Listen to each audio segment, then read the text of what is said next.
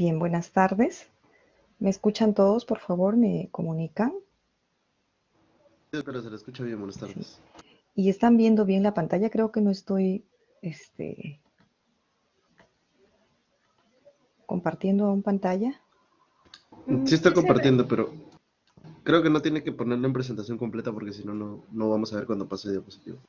Exacto, eso es lo que quiero. ¿Y dónde arreglo eso? A ver, Podría intentar poniendo F5, doctora. F5.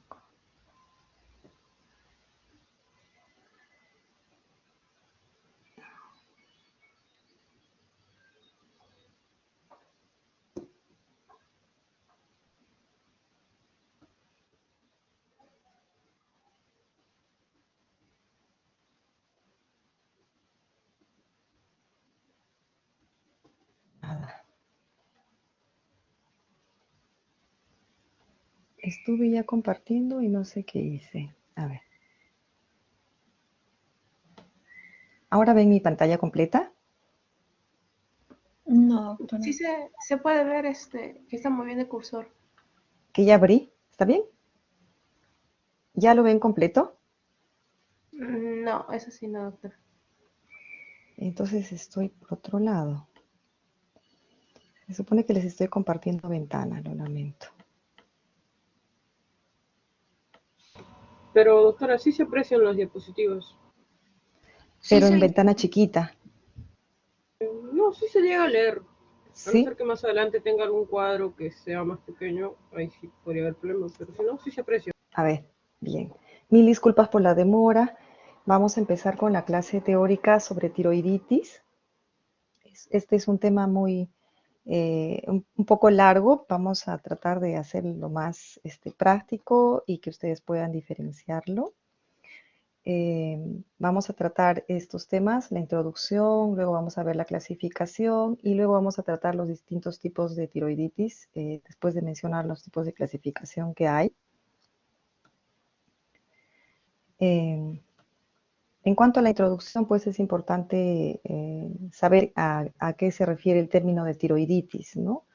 Bueno, como su nombre lo indica, el significado es inflamación de la tiroides, ¿no? Entonces, encierra un conjunto de trastornos caracterizados por alguna forma de inflamación de la tiroides, que incluye afecciones que pueden causar una enfermedad aguda, caracterizada por dolor intenso de la tiroides, como por ejemplo las tiroiditis subagudas, las tiroiditis infecciosas, o afecciones en las que no hay inflamación clínicamente evidente y la enfermedad se manifiesta principalmente por disfunción tiroidea o bocio. Es el caso de las tiroiditis indoloras, la tiroiditis fibrosa de Riedel, por ejemplo. Entonces, para hablar de la clasificación, se pueden tomar varios criterios. Los tipos de tiroiditis, de acuerdo a la presencia de dolor o ausencia del mismo, eh, puede clasificarse en Doctora, tiroiditis, disculpe. sí, sí. Doctora, disculpe, es que si pone la diapositiva en grande, nosotros no vemos cuando lo cambia en el aula virtual. Uy, chispas, ya. Entonces voy a hacer un alto un ratito.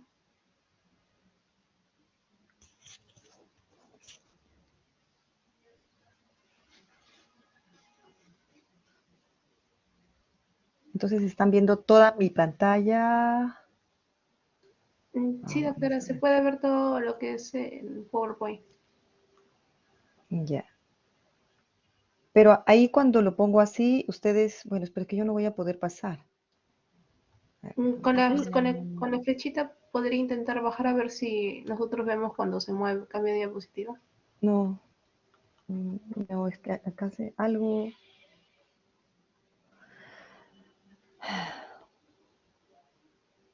Doctora, otra opción sería que Sí, lo guarde como comparta el PDF, archivo, lo suma. ¿no? Sí. Sí, el problema de compartir archivos es que se desconfigura a veces las figuras y no las acá alcanzo a ver Mm, completo en mi pantalla, Como, que ya me ha pasado. como PDF, doctora, para que no se le muevan los cuadros ni la letra. A ver, vamos a ver un ratito. Algo está pasando, algo he hecho que... ratito voy a dejar de compartir y vamos a volver a empezar.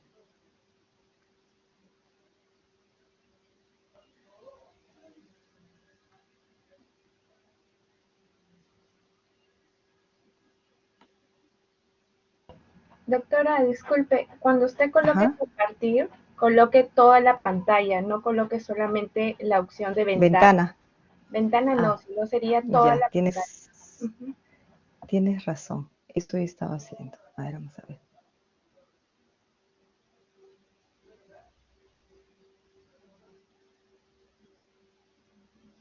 Toda la pantalla, listo.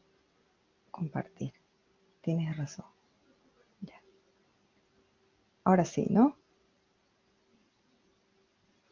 ¿Se ve para ustedes bien? Estoy en introducción. ¿Está bien?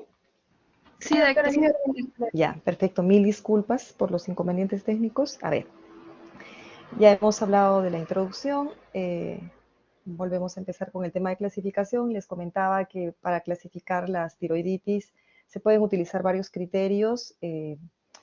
Por ejemplo, tomando en cuenta el criterio de presencia o ausencia de dolor y sensibilidad, las tiroiditis pueden clasificarse en tiroiditis con dolor, de tiroides y sensibilidad, y tiroiditis sin dolor. Dentro de las tiroiditis con dolor de la tiroides y sensibilidad, principalmente tenemos la tiroiditis subaguda. Tiene varios sinónimos como son la tiroiditis subaguda granulomatosa, la tiroiditis subaguda no supurativa o tiroiditis de Kervain. También tenemos la tiroiditis infecciosa, que es otro tipo de tiroiditis dolorosa, cuyos sinónimos son de tiroiditis aguda o crónica, porque, bueno, las tiroiditis infecciosas, como vamos a ver más adelante, pueden tener un comportamiento agudo o crónico. Un tercer tipo de tiroiditis dolorosa es la tiroiditis inducida por radiación. Un cuarto tipo, la tiroiditis inducida por palpación o trauma. Dentro de las tiroiditis sin dolor ni sensibilidad tiroidea, tenemos la tiroiditis no dolorosa llamada tiroiditis silente o tiroiditis linfocítica con hipertiroidismo de resolución espontánea, llamada también tiroiditis linfocítica subaguda. Como una subclase de esto estaría la tiroiditis postparto, que es la que ocurre justamente en el postparto inmediato. Y también las asociadas a medicamentos, sobre todo cuando se utiliza medicamentos tipo interferón alfa en el tratamiento de enfermedades, por ejemplo, como hepatitis C, que se puede utilizar interferón alfa, o interleuquina 2, que se utiliza en tratamientos de enfermedades por otro motivo que no son de la tiroides, o inhibidores de tirosinquinasa, que se utilizan mucho en oncología, también en endocrinología, o litio, que se utiliza básicamente en psiquiatría. Entonces, el uso de estos medicamentos también puede producir tiroiditis no dolorosas. La tiroiditis linfocítica crónica es otro tipo de tiroiditis sin dolor. Es la que más frecuentemente se ve en la consulta de endocrinología. Su otro sinónimo es la tiroiditis de Hashimoto. Entonces, esta es la que con más frecuencia se ve en la práctica diaria. Hay una tiroiditis que es por exacerbación postparto, que se llama tiroiditis postparto también. La tiroiditis asociada al uso de amiodarona también se produce sin dolor. Y por último, la tiroiditis fibrosa, que también se denomina tiroiditis de Riedel o tiroiditis invasiva.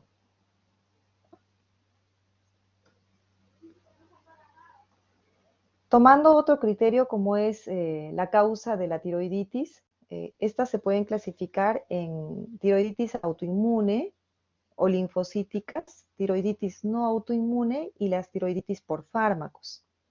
Las autoinmunes o linfocíticas encierran el grupo de la tiroiditis de Hashimoto, la tiroiditis postparto y la tiroiditis silente. Dentro de las tiroiditis no autoinmunes está la tiroiditis subaguda de Kervain y la tiroiditis supurativa aguda. Y bueno, ya hemos dicho que puede haber tiroiditis por fármacos por el uso de interferón alfa, interleuquina 2, litio o inhibidores de tirosinquinasa. También hay un tercer criterio de clasificación de las tiroiditis, que sería según su curso. Según el curso, estas pueden ser agudas, subagudas o crónicas. La tiroiditis aguda, a su vez, pueden ser las causadas por algún tipo de infección bacteriana, sea por estafilococo, estreptococo o enterobacterias. También por infecciones micóticas o por hongos, como el Aspergillus, la Cándida, coccidioides, neumocistis. Entonces, ambos tipos de infección pueden dar tiroiditis agudas. También puede ser por radiación con yodo radiactivo o yodo 131, por ejemplo, en el contexto del tratamiento de un hipertiroidismo o en el contexto de una terapia ablativa de un cáncer de tiroides, se utiliza yodo radioactivo y post tratamiento con este, pues puede producirse una inflamación en el cuello. La amiodarona también puede producir tiroiditis aguda, pero recuerden que también puede dar tiroiditis subaguda y crónica. Dentro de las tiroiditis subagudas, principalmente tenemos las causadas por virus, llamadas también tiroiditis granulomatosa. La tiroiditis silente, incluyendo la que se produce posparto, y las producidas por micobacterias, van a dar tiroiditis subaguda. Y dentro de las tiroiditis crónicas, tenemos las autoinmunes que habíamos mencionado en la diapositiva anterior, como la tiroiditis de Hashimoto y la tiroiditis atrófica. También la tiroiditis de Riedel y infecciones parasitarias por equinococo, por estrongiloides o por cisticercos pueden también producir tiroiditis crónicas. Las tiroiditis también crónicas pueden ser por traumatismo. Estas tiroiditis traumáticas sobre todo pueden ser tras una palpación muy cruenta de la tiroides. Entonces vamos a pasar a ver cada uno de estos tipos de tiroiditis de los cuales hemos hablado para ver qué características tienen. Vamos a empezar por la tiroiditis subaguda, que habíamos dicho que también se llama tiroiditis de Kervain o tiroiditis granulomatosa. Esta tiene una prevalencia de 12.1 casos por 100.000 habitantes por año. Su presentación tiene un predominio estacional, se presenta principalmente en el verano, ¿no? Y en un rango de edad entre 30 a 50 años principalmente. Se da mayormente en mujeres. Vean que la relación de mujeres versus varones es de por cada 3 a 5 mujeres, solo un varón con tiroiditis de Kervain. En cuanto a la etiología, la tiroiditis subaguda tiene una etiología desconocida, pero se supone que tiene etiología viral. Podría estar asociada a infecciones respiratorias del tracto respiratorio alto, unas 2 a 8 semanas antes de que se produzca la tiroiditis, sea por una infección por virus de parotiditis o ecovirus o adenovirus o Coxsackie o virus de la gripe. También se ha asociado al HLA-B35 en el 70% de los casos de tiroiditis de Kervain, pero no involucra autoinmunidad.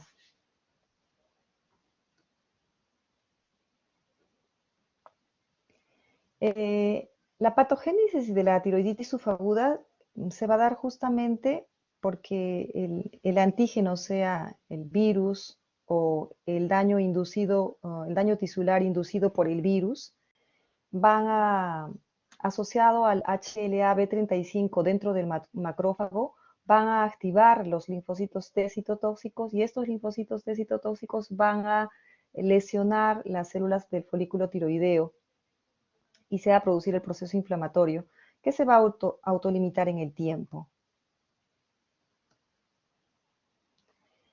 A propósito de la pandemia que vivimos, también se ha podido observar que el virus del SARS-CoV-2 también puede condicionar tiroiditis subagudas. Tiene un ha tenido un papel a lo largo de esta pandemia que estamos viviendo, ha tenido un papel en la generación de tiroiditis subagudas. Se ha podido detectar el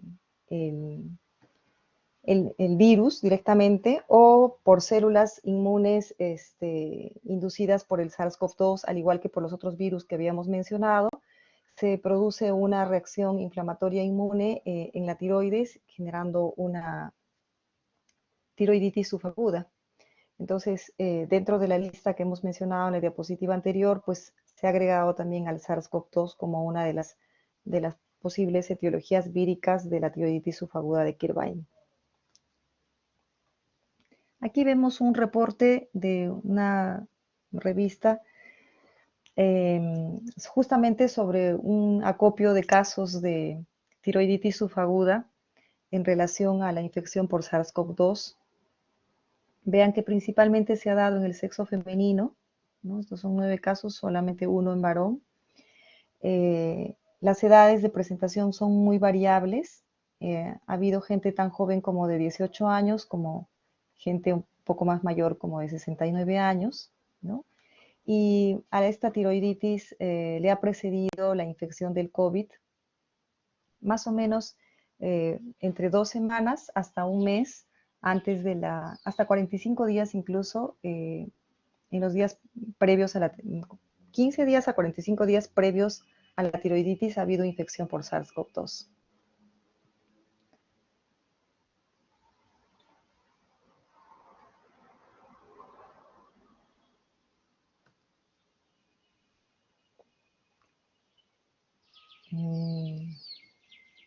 Bueno, esto se me ha desordenado, no importa.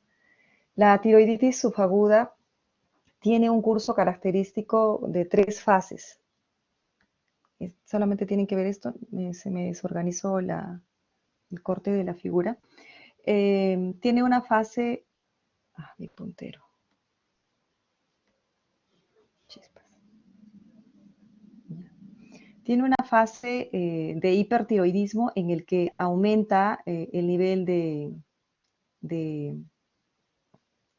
T4, de tiroxina. Tiene una fase de hipotiroidismo y una fase de recuperación.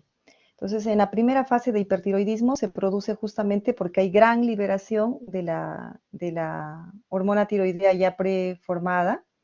Se acaba la formación, no hay más síntesis de hormona tiroidea, entonces empieza a pasar a un estado de hipotiroidismo transitorio y luego, como se autolimita en el tiempo, habíamos dicho en la patogénesis, pues va a generarse nuevamente la hormona tiroidea y se va a dar la fase de recuperación. La tiroiditis subaguda tiene una patología también característica, se aumenta de tamaño y de consistencia de la glándula tiroidea. Y en las biopsias de tiroides con aguja grande se va a revelar una gran infiltración de neutrófilos, linfocitos, histocitos, células gigantes, ¿no? Va a haber una disrupción y colapso de los folículos tiroideos y necrosis de las células foliculares tiroideas. Posteriormente se puede dar algo de fibrosis y finalmente la histología de la glándula tiroidea vuelve a la normalidad. Recuerden que se autolimita en el tiempo y se va a recuperar de este proceso inflamatorio la glándula tiroidea. Con aspiración con aguja fina se pueden revelar las mismas células inflamatorias y grupos de células foliculares y masas de coloide.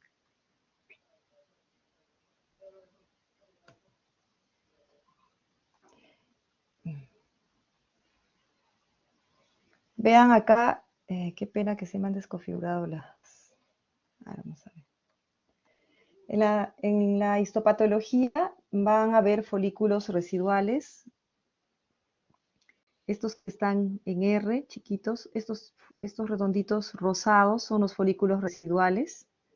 Todas estas bandas alargadas son las bandas fibróticas. Va a haber un proceso inflamatorio mixto que habíamos dicho de todas las células inflamatorias y pueden haber células gigantes multinucleadas.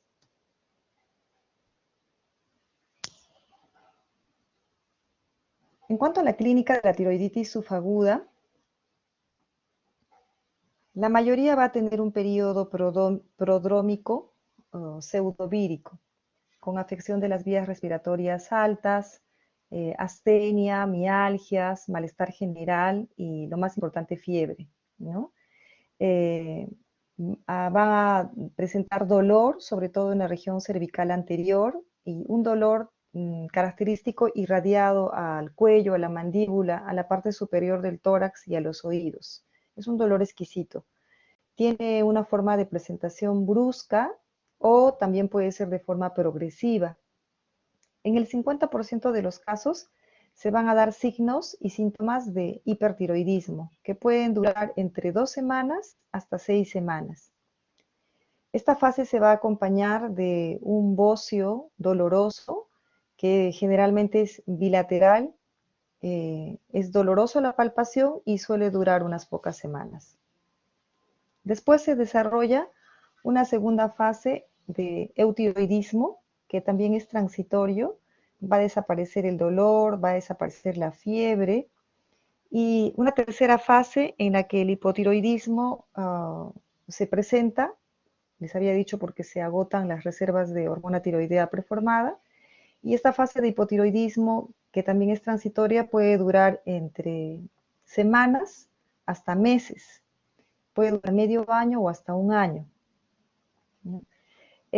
Más del 90% de los pacientes se van a recuperar de este hipotiroidismo y van a pasar al eutiroidismo. Menos del 10% de los casos se quedan con hipotiroidismo permanente.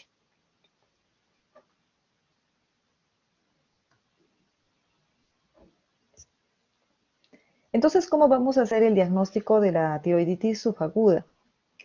El diagnóstico va a ser básicamente clínico. Es dentro de la historia haber tenido un proceso infeccioso viral en las semanas previas y bueno, lo que hemos comentado, presentar fiebre, dolor, malestar general y sobre todo dolor en la región cervical anterior, irradiado hacia el pecho, irradiado hacia los oídos, va a ser muy sugerente de una tiroiditis subaguda. Si nos vamos al laboratorio, en las primeras fases va a haber un incremento de la velocidad de segmentación globular, que es una de las pruebas que debemos solicitar. En el hemograma podemos encontrar leucocitosis, podemos encontrar anemia leve, y en las pruebas de función hepática, pues las transaminasas pueden estar elevadas. En el estadio inicial, las hormonas tiroideas, tanto la tiroxina, la T4 libre, como la triotironina, la T3 libre, pueden estar elevados, obviamente con TSH suprimido.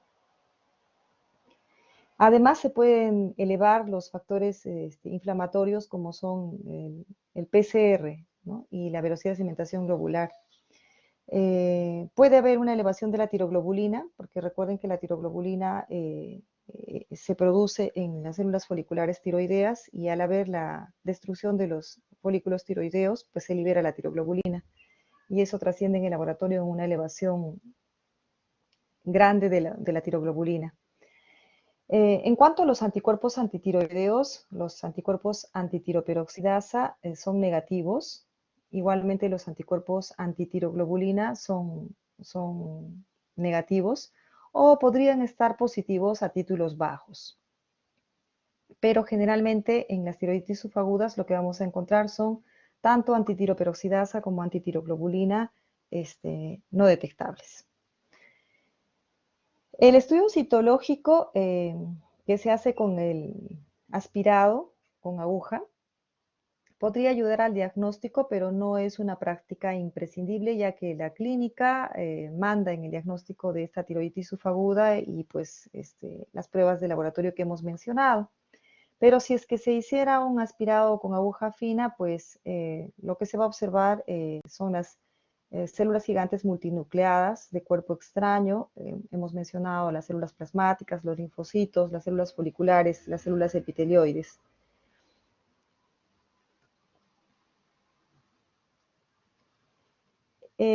Podríamos hacer una ecografía de la tiroides y lo que vamos a encontrar es una tiroides aumentada de tamaño o de tamaño normal. La característica va a ser la hipogenicidad focal o difusa y al Doppler va a haber escasa vascularización. ¿no? A diferencia, por ejemplo, de un hipertiroidismo en el que la vascularización está bastante incrementada. El estudio con gammagrafía pues nos va a mostrar una tiroides hipocaftante o no caftante, como en este caso, que si ven estoy delimitando más o menos la tiroides que está tenuemente representada en esta gammagrafía, casi no se ve, ¿no? Esto que está bien pintado acá, circular en la parte superior, son las glándulas salivales, ¿no? Vean que la tiroides pues no se pinta ni como las glándulas salivales, bien tenue, porque en las tiroiditis subagudas no hay captación o hay una hipocaptación. Posteriormente, en el 25%, hay hipotiroidismo transitorio con captación aumentada, antes de conseguirse el restablecimiento total de la función y de la captación tiroidea. Pero al momento del diagnóstico lo que vamos a encontrar es la hipocaptación. Generalmente haríamos una gammagrafía si hubiera alguna duda diagnóstica para saber si está teniendo otro tipo de, si estamos en la fase hipertiroidea, para ver si tiene otro tipo de hipertiroidismo nuestro paciente, pues que tenga TSH, T4, TSH suprimida, T4 libre elevada, que esté con el cuadro clínico de hipertiroidismo, pero con dolor en el cuello, pues el dolor hace que pensemos en tiroiditis subaguda, pero para descartar otras causas de hipertiroidismo, pues la gammagrafía nos ayudaría. La baja captación obviamente nos conduce al diagnóstico de tiroiditis subaguda. En cambio, en una tirotoxicosis, por ejemplo, por una enfermedad de Graves, pues va a haber una gran captación, ¿no? El pronóstico de la tiroiditis subaguda, bueno, el 95% de los pacientes ya les había comentado que se curan completamente en 6 meses a 12 meses, medio año a un año. Un 2% de los casos puede recidivar, es decir, volver a ser tiroiditis subaguda, y menos del 5% de los casos van a desarrollar un hipotiroidismo definitivo.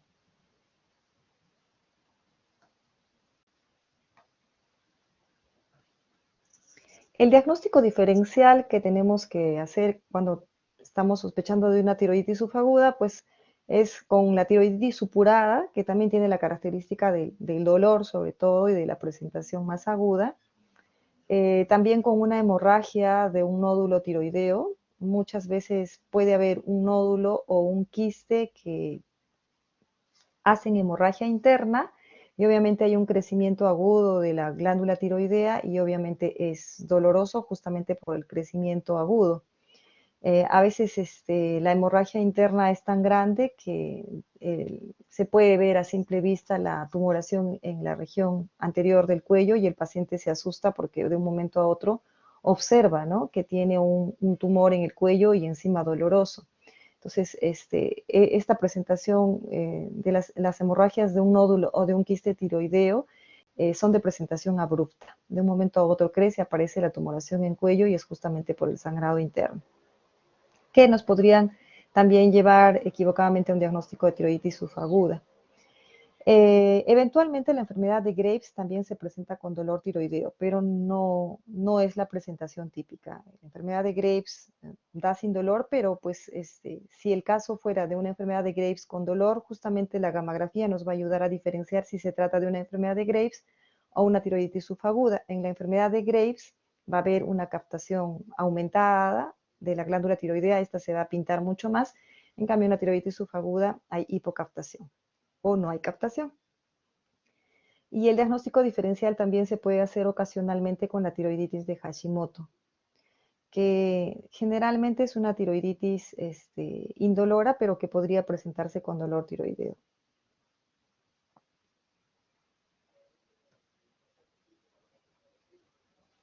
¿Qué tratamiento le vamos a dar a una persona con tiroiditis subaguda?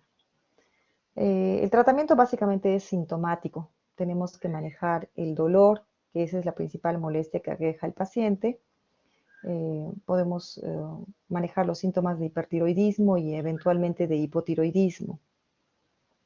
En general, lo que se suele utilizar cuando hay dolor leve es el ácido acetil salicílico, 500 miligramos cada 6 a 8 horas, o se puede utilizar otros antiinflamatorios no esteroideos tipo ibuprofeno, 600 miligramos cada 8 horas, o inhibidores COX-2 tipo celecoxib, por ejemplo, ¿no? Cuando el dolor es intenso o pasados los 3 a 4 días, pues podemos administrar corticoterapia. Se suele utilizar la prednisona entre 0.5 a 1 miligramo por kilo de peso por día, que esto en promedio más o menos es 30 a 60 miligramos por día. Y se debe indicar una pauta decreciente en 5 a 10 miligramos por semana hasta la suspensión. Vale decir, nosotros empezamos, por ejemplo, con una persona que pese 60 kilos, aproximadamente le correspondería a 1 miligramo por kilo de peso, 60 miligramos.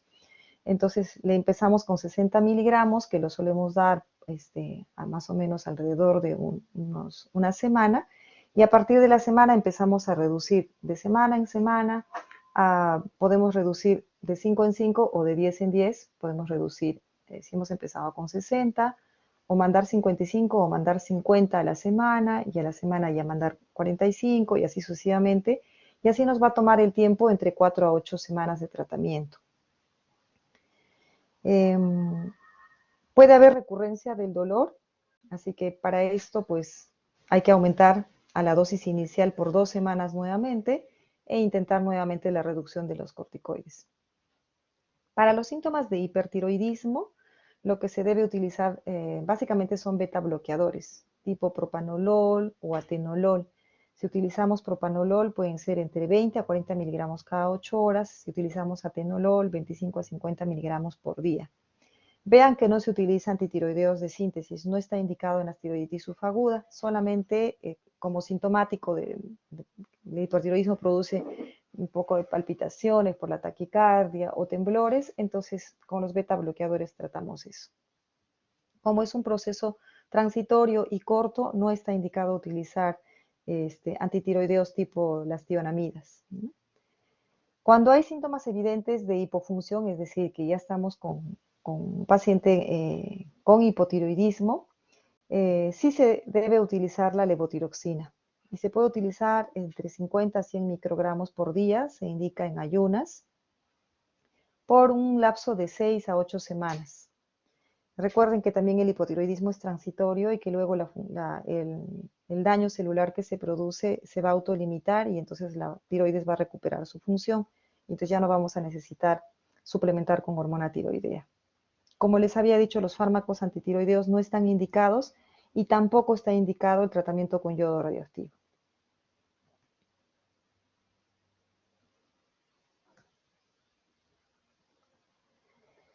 Ahora vamos a ver la tiroiditis infecciosa, que es otra tiroiditis dolorosa. La tiroiditis infecciosa tiene una baja prevalencia, puede ser aguda o puede ser crónica. Puede estar dada por gérmenes tipo estafilococo, como les había dicho, o estreptococo, o micobacterias, hongos o neumocistis. Las infecciones por estafilococo, estreptococo generalmente van a producir tiroiditis infecciosa aguda, mientras que las micobacterias, los hongos, el neumocistis van a producir tiroiditis infecciosa crónica. Es una infección supurativa de la glándula tiroides, ¿no? Se va a dar de dos formas, por contigüidad, sobre todo en niños y jóvenes, a partir de un proceso infeccioso en el seno piriforme, o un bocio prolongado, o degeneración de un cáncer de tiroides. Y también se puede dar por diseminación hematógena, a partir de enfermedades sistémicas graves o en estados de inmunosupresión. El cuadro clínico se va a caracterizar principalmente por el dolor. El dolor es de inicio súbito, se puede irradiar al oído o a la faringe. Se presenta un pequeño bocio asimétrico porque generalmente es unilateral o se da en un lóbulo derecho o en un lóbulo izquierdo, ¿no? Generalmente se da así. Y lo que se va a observar es una masa en el cuello que es fluctuante, dolorosa hipersensible, y también vamos a encontrar adenopatías cervicales. Entonces, al examen físico, como ven en esta fotografía, se va a observar una tumoración con signos de flogosis, va a haber calor local, va a haber eritema, ¿no? Y a la palpación con un dolor muy intenso. De hecho, es de aparición abrupta, pero el que tenga estos signos inflamatorios hace que sospechemos de una tiroiditis infecciosa, no de una tiroiditis subaguda, que no va a haber signos inflamatorios en la tiroiditis subaguda, ¿no? Se va a asociar a fiebre, escalofríos, puede haber disfagia, puede haber disfunción, perdón, puede haber eritema cervical anterior, los signos de flogosis que hemos dicho, pero la disfunción tiroidea no es lo frecuente, ¿no? O sea, es decir, que haya tirotoxicosis, poco probable, porque es un proceso infeccioso de la glándula tiroidea y no hay daño celular como en la tiroiditis subaguda. El diagnóstico, bueno, vamos a encontrar un hemograma con leucocitosis, con signos de infección, ¿no? Aumento de la velocidad de sedimentación globular, aumento de la proteína C reactiva. Las pruebas de función tiroidea, tanto TSH como T4 libre, van a estar dentro de lo normal, ¿no? Y si hacemos una ecografía de cuello, vamos a encontrar una lesión heterogénea, hipoecogénica, quística, en la zona tiroidea, y que va a estar hipervascularizado al Doppler. Si hacemos gammagrafía, también va a ser hipocaptante, pero en la zona donde está la infección, el absceso. En la biopsia con aguja fina y tinción Gram, pues nos va a permitir ver un gran infiltrado de polimorfonucleares y de microorganismos. Estaría indicado hacer la citología básicamente para descartar si no es una neoplasia, ¿no? Que hemos dicho que una de las formas podría ser a partir de una neoplasia que se degenera. Estaría indicado en esa situación la citología. Se puede hacer cultivo de la punción que hacemos con aspiración para determinar el agente causal y poder hacer un antibiograma y poder hacer un tratamiento antibiótico más dirigido. Si se puede realizar tomografía si se verifica que es un caso grave en el que podríamos sospechar de que hay infiltración a nivel mediastinal o a nivel retrofaringio, ¿no? Entonces, en esos casos es importante la tomografía para ver si hay compromiso de estas zonas. Sobre todo en esos casos que vamos a ver que hay gran sensibilidad para deglutir, ¿no? Que podría estar haciéndonos sospechar de que hay una extensión retrofaringea.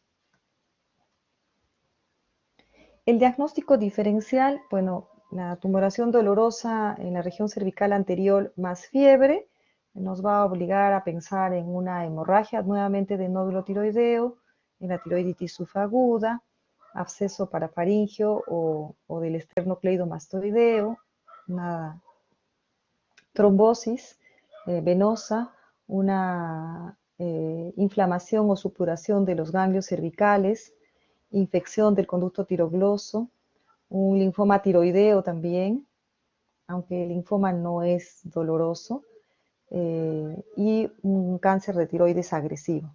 Entonces, muchas veces, sobre todo los cánceres de tiroides no diferenciados, pueden tener una presentación de crecimiento de tumoración en la región cervical anterior, más o menos rápida y dolorosa, ¿no? No tratarse de un proceso infeccioso, sino de un cáncer. El tratamiento de la tiroiditis infecciosa pues va a ser justamente la cobertura antibiótica endovenosa, que debe ser lo más precoz. Primero hay que hacer un gran antibiograma, hasta esperar los cultivos, vamos dando tratamiento antibiótico empírico. Si el caso lo requiere, podemos hacer un drenaje transcutáneo o quirúrgico del absceso, sobre todo si está fluctuante, pues y creemos que hay un absceso y lo corroboramos con la ecografía, pues se puede hacer un drenaje transcutáneo. Se puede hacer una evacuación con aguja fina, como cuando se hace la biopsia, pero para retirar el líquido también de manera repetitiva. Se puede necesitar hacer estudios radiológicos para la identificación de fístulas o de trayectos que contribuyan al proceso de la enfermedad y la confirmación diagnóstica. Las tiroiditis infecciosas tienen una evolución rápida y tienen una curación sin secuelas. Recuerden que no hay compromiso de la función tiroidea durante el proceso de tiroiditis infecciosa.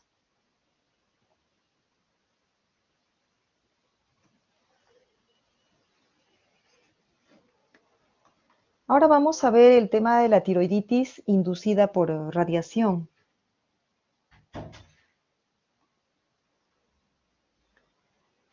Se va a caracterizar por un dolor tiroideo que se va a presentar 5 a 10 días posteriores al tratamiento con yodo radioactivo. El yodo radioactivo va a inducir injuria y necrosis de las células foliculares asociada a inflamación. Entonces los síntomas son moderados, se autolimitan en el tiempo, más o menos alrededor de una semana va a empezar a disminuir el dolor en forma espontánea. ¿Por qué se va a producir? Pues lo que les acabo de decir, ¿no? El yodo radioactivo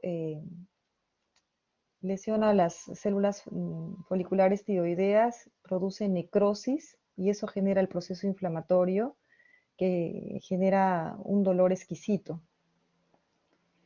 En el tema del laboratorio va a haber un incremento transitorio de los anticuerpos antitiroperoxidasa y, por ejemplo, si es en el contexto del tratamiento de un hipertiroidismo, como hay injuria de las células foliculares, se liberan las hormonas tiroideas preformadas y se puede exacerbar transitoriamente el hipertiroidismo, ¿no? Entonces, va a durar más o menos una semana y va a empezar a disminuir este dolor. Es posible también la presentación de un hipotiroidismo transitorio precoz por presencia de anticuerpos bloqueantes.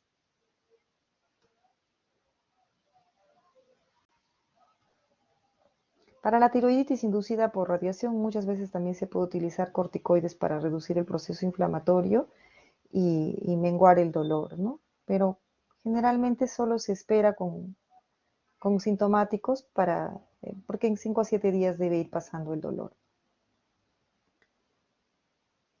Existe también una tiroiditis inducida por trauma, como les comenté.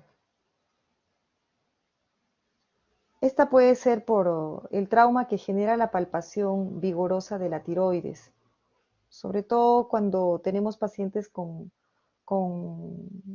bóceos no muy visibles y hacemos una palpación más profunda para identificar la tiroides, pues podemos hacer una palpación muy ruda y generar un trauma en la tiroides y producir un estado de tiroiditis.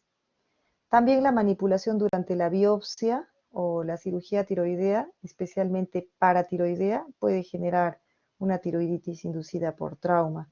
Muchas veces hemos tenido casos de pacientes que no tenían dolor ni nada en el cuello y que tenían un nódulo tiroideo que estaba para biopsia, se les manda la biopsia y por la manipulación en el acto de la biopsia, pues terminan con un dolor intenso en la zona de la punción, o sea, en la tiroides, y es justamente pues, porque se da un proceso de tiroiditis inducida por ese trauma.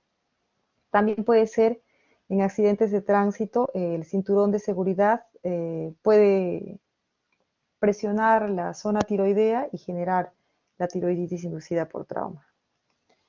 La clínica básicamente es el dolor cervical intenso, transitorio, se puede acompañar de pruebas laboratoriales sugerentes de hipertiroidismo, pero que es un hipertiroidismo transitorio, ¿no?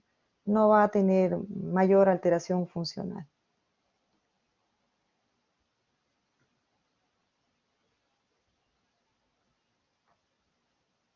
Y bueno, vamos a pasar a la tiroiditis sin dolor, la tiroiditis silente.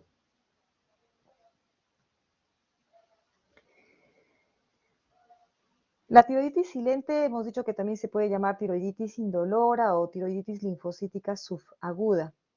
Otros sinónimos que tiene son la tiroiditis no dolorosa o tiroiditis linfocítica con hipertiroidismo de resolución espontánea.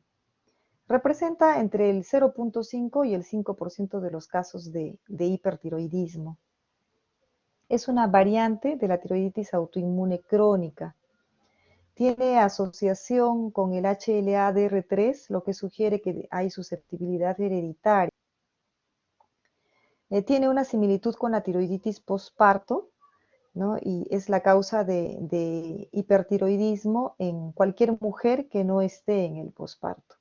Entonces, porque recordemos que la tiroiditis que se presenta posterior al parto se llama tiroiditis postparto. Entonces, vamos a ver eso más adelante. En cuanto a la patogénesis de la tiroiditis silente, hay factores como son el consumo excesivo de yodo o la presencia de citoquinas que van a generar un estado inflamatorio de la tiroides. Este proceso de inflamación va a condicionar daño de los folículos tiroideos, se produce una proteólisis de la tiroglobulina con la consiguiente liberación no regulada de la tiroxina y de la triiotironina. Entonces, se va a producir un hipertiroidismo clínico y bioquímico, ¿no? Que va a durar hasta que se agoten las reservas de tiroglobulina. Luego se va a producir un hipotiroidismo transitorio hasta que los folículos tiroideos no dañados o los reparados reanuden su función de síntesis de la hormona tiroidea y secreción de la hormona tiroidea. Entonces vamos a pasar por las fases de hiper e hipotiroidismo, ¿no? Igual que la tiroiditis subaguda.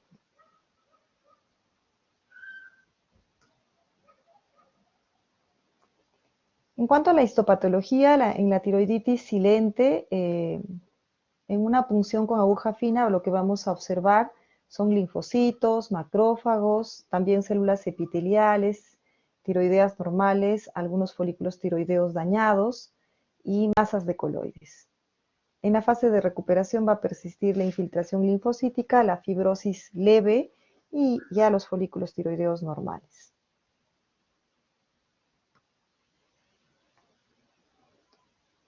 ¿Qué cuadro clínico va a tener la tiroiditis silente? Pues suele iniciarse con una fase de hipertiroidismo leve y bien tolerado, que se acompaña en el 50 a 60% de los casos de bocio difuso, firme e indoloro a la palpación. Recuerden que este es uno de los tipos de tiroiditis no dolorosas, ¿no? Tras esta fase autolimitada que puede durar entre 1 semana a 6 semanas, un tercio de los pacientes puede presentar hipotiroidismo transitorio, que suele tener mayor relevancia clínica y puede durar entre 2 y 16 semanas hasta la recuperación final. La duración de la enfermedad hasta el retorno al eutiroidismo puede ser hasta de 1 año, ¿no? Clínicamente vamos a tener un discreto bocio difuso, a veces de consistencia algo aumentada y sin dolor. El 10% pueden presentar episodios recurrentes de este proceso. El 50% desarrolla tiroiditis crónica, quedando con un hipotiroidismo permanente.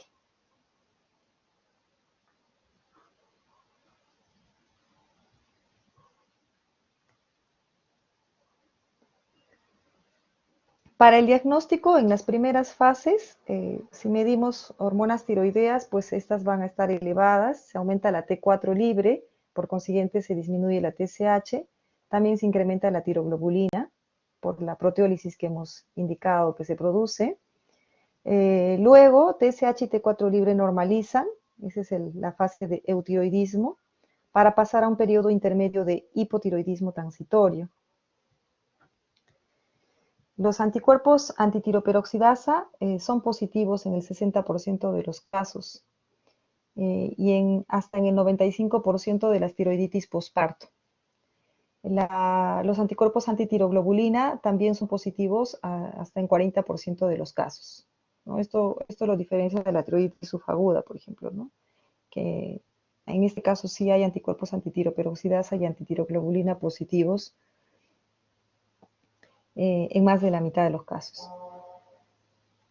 Las pruebas de reacción inflamatoria, como son el PCR, la velocidad de sedimentación globular, son normales, a diferencia de la tiroiditis subaguda. La citología por aspiración, pues va a estar indicada solo en casos dudosos y va a ser compatible con una tiroiditis linfocitaria. No está indicado hacer biopsia de una tiroiditis silente, ¿no? Pero si se hiciera, pues va a ser compatible con una tiroiditis linfocitaria. Si hacemos el estudio con gammagrafía, no va a haber captación del radioyodo por la glándula tiroidea. O sea, son imágenes hipocaptantes o no captadoras, ¿no?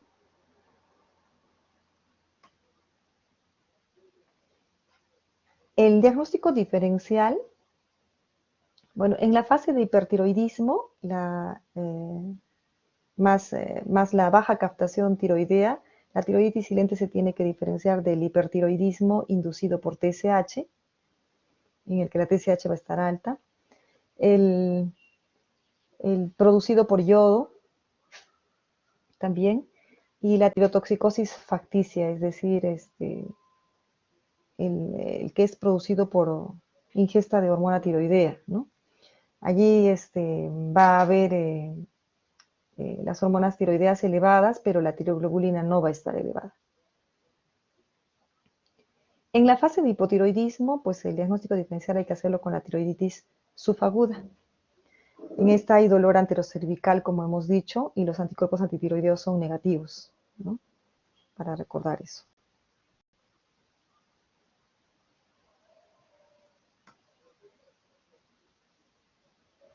¿Cuál es el pronóstico de la tiroiditis silente? Se pueden presentar recurrencias, en especial en su forma de posparto, hasta en el 70% de los casos. La mayoría de los pacientes recuperan la función tiroidea normal de forma definitiva, más o menos en un año. No obstante, es posible la evolución a un hipotiroidismo definitivo hasta en el 50% de los casos y la persistencia de un bocio normofuncionante. Entonces, a veces ya vamos a encontrar a la persona en la fase del bocio normofuncionante, ¿no? Tienen la tiroides agrandada, pero si indagamos, probablemente han tenido un año antes o más un proceso de tiroiditis silente, ¿no?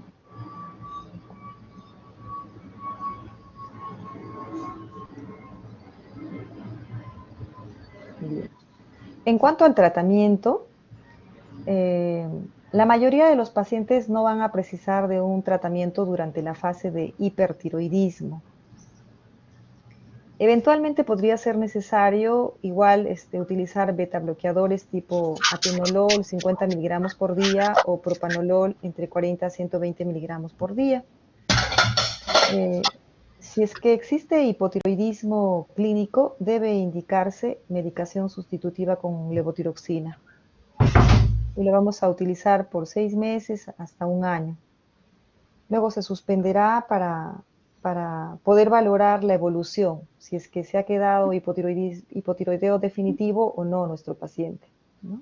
Entonces, generalmente se utiliza la levotiroxina 6 meses hasta 12 meses, dependiendo cómo van los dosajes de hormona tiroidea, y ahí se suspende y vemos qué pasa, ¿no? Si vuelve a ser las hormonas tiroideas bajas en los exámenes, entonces es muy probable que ya quedó con hipotiroidismo definitivo.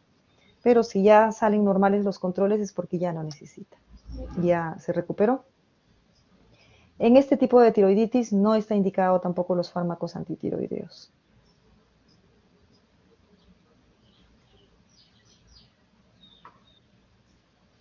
La tiroiditis posparto, ya hemos dicho que es una tiroiditis silente también, que se puede dar en el 7 a 8% de las mujeres dentro del año posparto. Ojo con eso, ¿no? O aborto inducido o espontáneo. Entonces, sea posparto de un embarazo que llega al término, sea posaborto inducido o espontáneo, en los 12 meses siguientes, si se produce un estado de tiroiditis silente, es la tiroiditis posparto, así se llama. Pasado los 12 meses, ya va a ser solo una tiroiditis silente. La patogénesis y la clínica van a ser semejante, igual a la tiroiditis silente. Se caracteriza por una tiroiditis destructiva por mecanismo autoinmune y por tanto vamos a encontrar los anticuerpos antitiroperoxidasa elevados en el embarazo temprano y en el posparto inmediato. Estas pacientes con tiroiditis posparto tienen riesgo 2 a 3 veces superior en hacer otras enfermedades autoinmunes y también de presentar diabetes mellitus tipo 1, que también es una enfermedad que está muy relacionada a enfermedades autoinmunes, ¿no? Y estas pacientes que hacen tiroiditis posparto tienen mayor riesgo de hacer enfermedad tiroidea permanente, es decir, de quedar con hipotiroidismo permanente.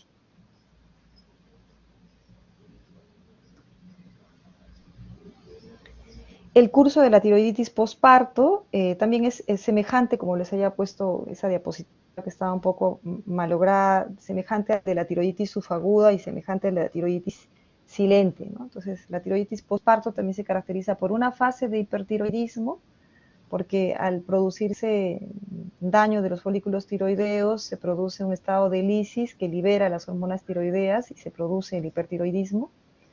Luego cae esta liberación de las hormonas tiroideas y hay una fase muy cortita de eutiroidismo, es decir, que están las hormonas en rango normal, y como ya no se están sintetizando más hormonas tiroideas por el daño celular, cae el nivel de hormonas tiroideas y se produce la fase de hipotiroidismo, que también es transitorio porque se va a recuperar la función tiroidea en 2 a 4 semanas, de tal manera que va a haber recuperación de la función tiroidea y la persona va a quedar eutiroidea.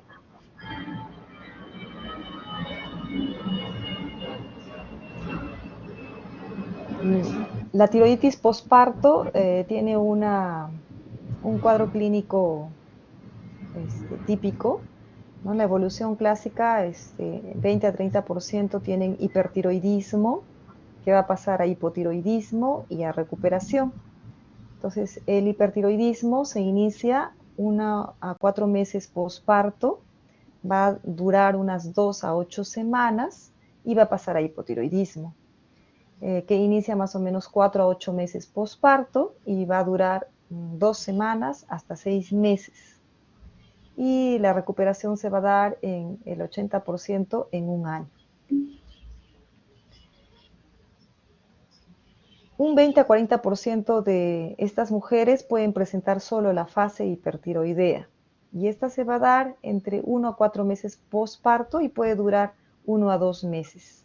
Y ahí quedar, o sea, solamente hacer la fase de hipertiroidismo.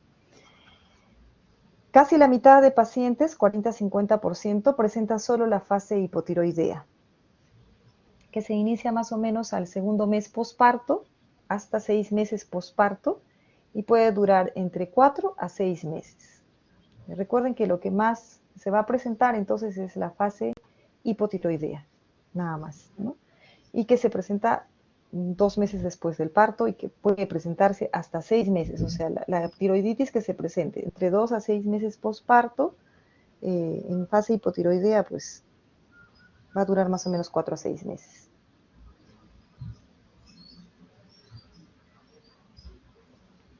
El riesgo de hipotiroidismo permanente va a darse entre el 20 y el 40%. Va a ser más frecuente en pacientes mayores, en mujeres multíparas y aquellas que al estudio ecográfico de la tiroides presenten menor ecogenicidad del parénquima tiroideo.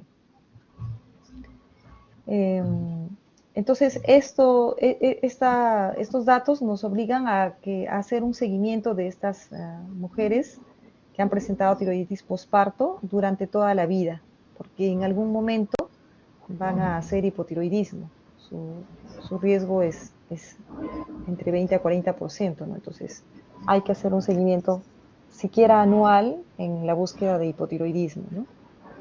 Se recomienda determinar la TSH, T4 libre y anticuerpos antitiroperoxidasa en el posparto de pacientes con enfermedad tiroidea autoinmune conocida y en pacientes con depresión posparto, que también está relacionado. Entonces, si ya tenemos los anticuerpos positivos, aun cuando la TSH y T4 libre nos resulten normales, habrá que hacer un seguimiento porque en algún momento van a empezar a hacer hipotiroidismo.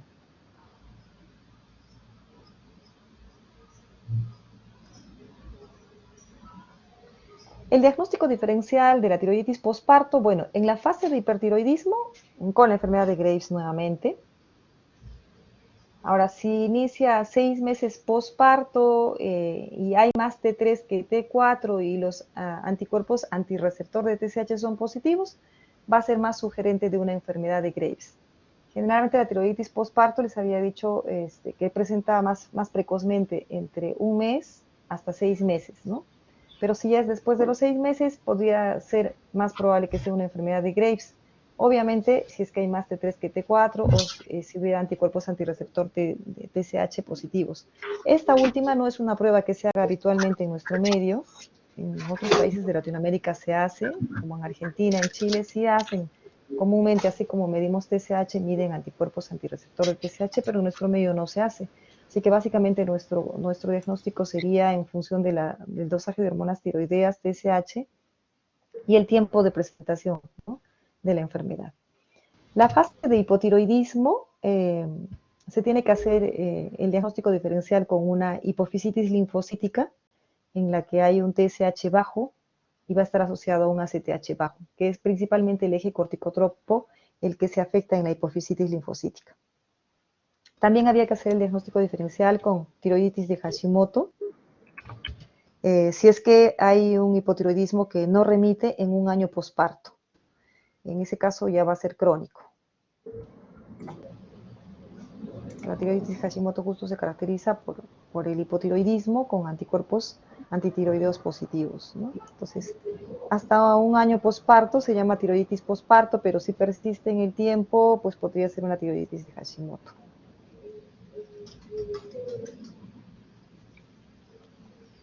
¿Qué tratamiento vamos a indicar? En pacientes asintomáticas o con síntomas leves, pues no requiere tratamiento. El hipertiroidismo sintomático se puede tratar igualmente con beta bloqueadores tipo propanolol, entre 40 a 120 miligramos al día.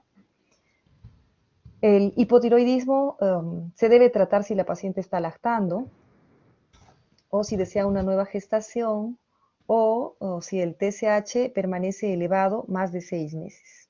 Entonces, ahí es necesario ya empezar el tratamiento de reposición con hormona tiroidea, ¿no?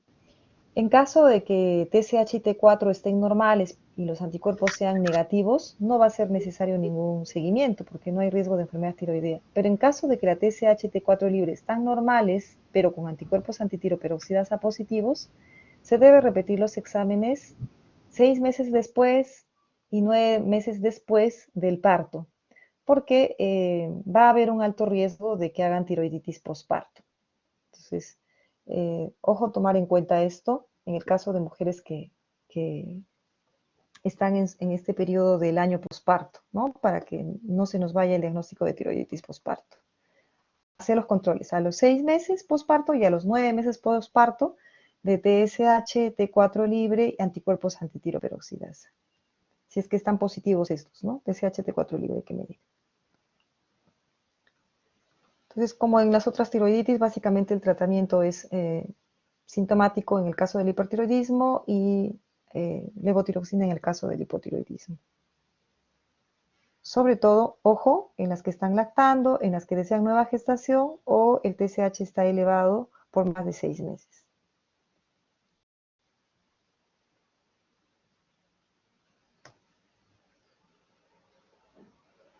Ahora vamos a ver la tiroiditis linfocítica crónica. Esta es la famosa tiroiditis de Hashimoto o tiroiditis autoinmune crónica o tiroiditis linfocítica crónica. Es una de las tiroiditis que se diagnostican con más frecuencia en la práctica ambulatoria de endocrinología. hablaremos un poquito de la historia. Fue caracterizada por primera vez en el año 1912 por Hashimoto, y de ahí lleva su nombre, quien la describió por primera vez como un bocio con intensa infiltración linfocitaria.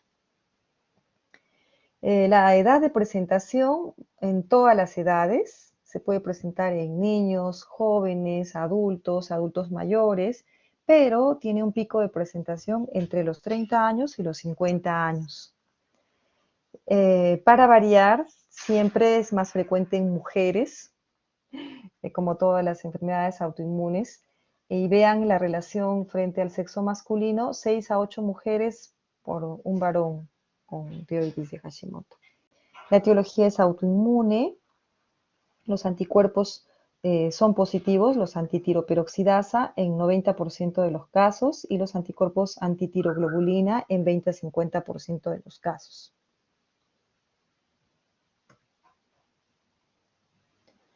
En cuanto a la patogénesis de la tiroiditis de Hashimoto, bueno, se va a producir a nivel de las células activadas la secreción de anticuerpos tiroideos, antitiroperoxidasa, antitiroglobulina y antirreceptor DTSH. A nivel de las células T activadas, se van a secretar citoquinas, van a activar otras células inmunes, aumentan la producción de anticuerpos, que es la inmunidad celular, la inmunidad humoral TH2. Va a haber destrucción apoptótica de las células tiroideas vía los linfocitos T citotóxicos, que es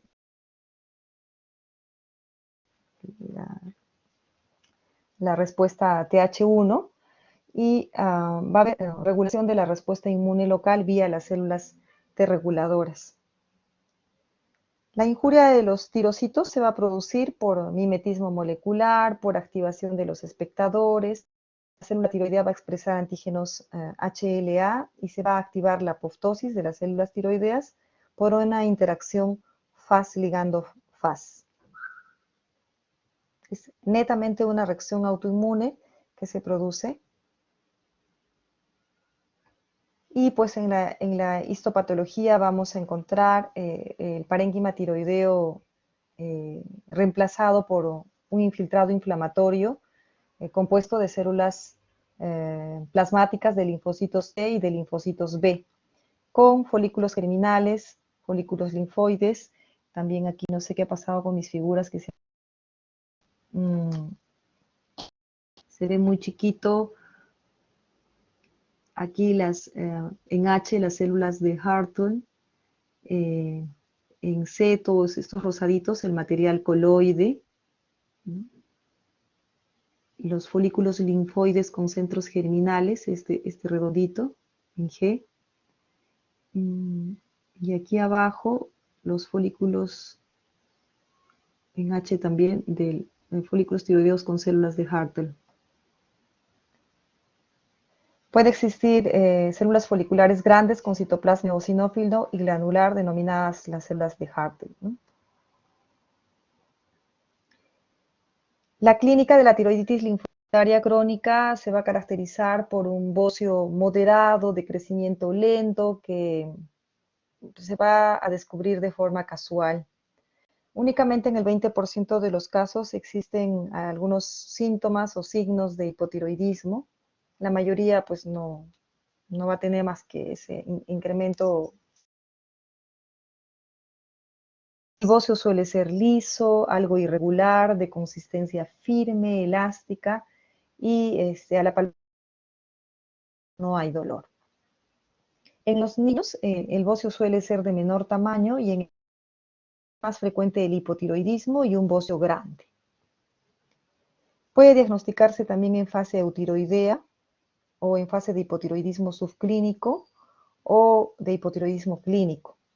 Hablamos de hipotiroidismo subclínico cuando ya hay elevación de la hormona tiroestimulante o TSH y con niveles de tiroxina libre dentro de lo normal.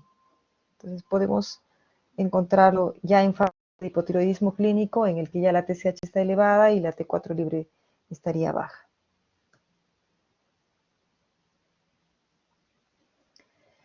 Ocasionalmente pueden presentar fases de hipertiroidismo alternando con el hipotiroidismo debido a la presencia de anticuerpos estimuladores. A esta fase de hipertiroidismo de la tiroiditis linfocitaria crónica se le llama hashitoxicosis. En la hashitoxicosis coexisten la hiperfunción tiroidea y la histología de tiroiditis de Hashimoto, y que algunos autores consideran una variante de la enfermedad de Graves-Basedow. Hasta el 20% de los pacientes tienen anticuerpos bloqueadores del receptor de TSH que, a diferencia de los TSI, no lo estimulan, sino que lo bloquean. Todos estos datos van a indicar el amplio espectro de manifestaciones clínicas que puede presentar la enfermedad tiroidea autoinmunitaria. La tiroiditis de Hashimoto puede formar parte de síndromes granulares de naturaleza autoinmunitaria. Entonces, un representante de enfermedad autoinmune tiroidea pues es la tiroiditis de Hashimoto.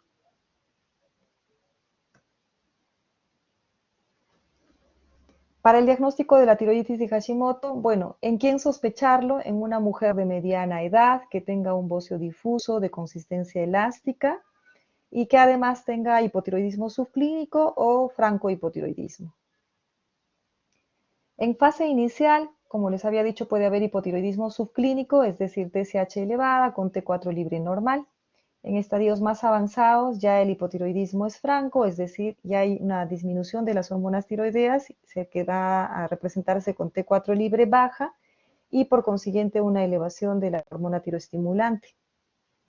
Los anticuerpos antitiroideos, antitiroperoxidasa y antitiroglobulina son positivos hasta en el 100% de los pacientes.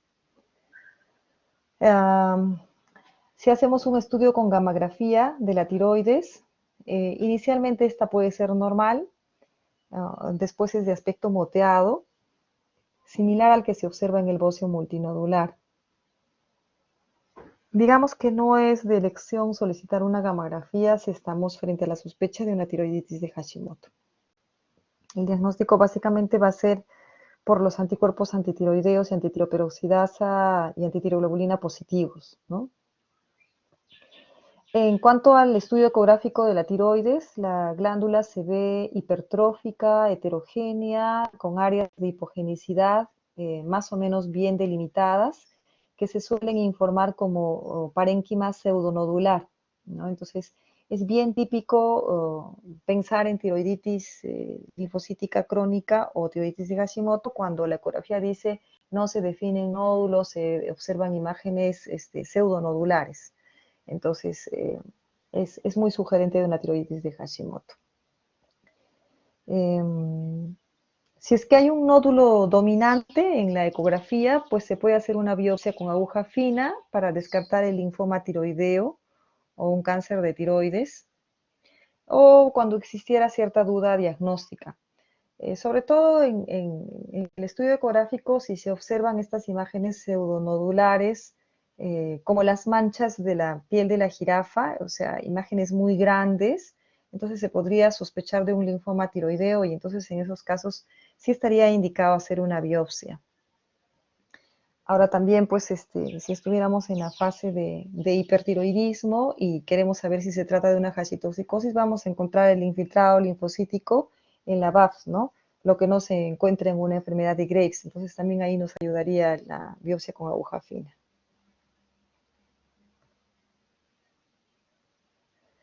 El tratamiento básicamente es un tratamiento hormonal sustitutivo con levotiroxina cuando hay hipotiroidismo. El tratamiento tiene que ser de por vida porque pues, es un proceso autoinmune, es decir, es crónico, no es transitorio. Y una vez que se inicia el hipotiroidismo, desde hipotiroidismo subclínico, ya sabemos que ha empezado el hipotiroidismo y este va a ser irreversible. Entonces, incluso se debe empezar el tratamiento ya en fase de hipotiroidismo subclínico. Es en la única circunstancia que tratamos ya con hormona tiroidea el hipotiroidismo subclínico, porque de hecho va a evolucionar a hipotiroidismo franco. El objetivo del tratamiento va a ser normalizar los niveles de la hormona tiroestimulante, es decir, normalizar TSH. El tratamiento quirúrgico va a estar reservado para aquellos casos en los que haya compresión local o sospecha de malignidad. En realidad tendría que ser una masa muy grande, que esté produciendo síntomas de compresión o haya sospecha de malignidad en la biopsia, ¿no? De lo contrario, pues es solamente tratamiento con levotiroxina.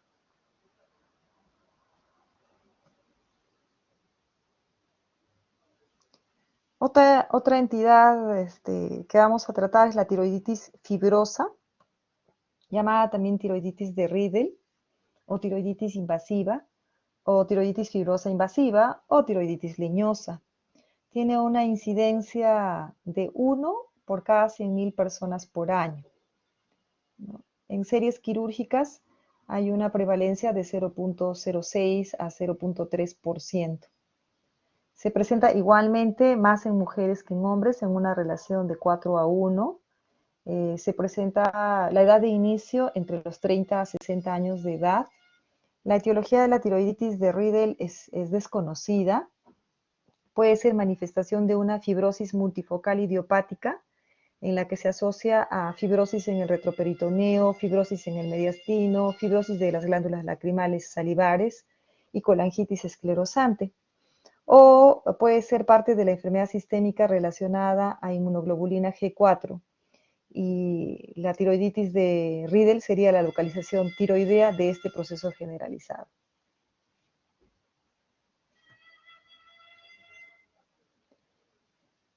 El cuadro clínico se va a caracterizar por un bocio de crecimiento lento, insidioso. El bocio es de consistencia pétrea o leñosa y fija a planos profundos. Eso se determina cuando palpando la tiroides pedimos que degluta al paciente y no se nota la movilidad de la tiroides porque está fija a los planos profundos. Van a aparecer progresivamente los síntomas de compresión y de infiltración de las estructuras adyacentes, y estos síntomas de compresión van a ser pues la disnea, el estridor, la disfonía, la disfagia, ¿no? Entonces, al principio la función tiroidea todavía puede mantenerse normal, pero a medida que la glándula es invadida por este tejido fibroso, obviamente va a disminuir la producción de hormona tiroidea y se va a dar el hipotiroidismo. En cuanto a la histopatología, en las fases tempranas hay un intenso infiltrado de linfocitos, células plasmáticas, neutrófilos y eosinófilos, como se ve en toda esta parte que se ven los puntitos oscuritos. Pero en etapas más avanzadas va a haber infiltración de la tiroides con tejido fibroso denso y alinizado, todo esto que vemos rosado, ¿no? Que contienen ya pocos linfocitos, pocas células plasmáticas y eosinófilos, y ya no hay folículos tiroideos como vemos en esta imagen.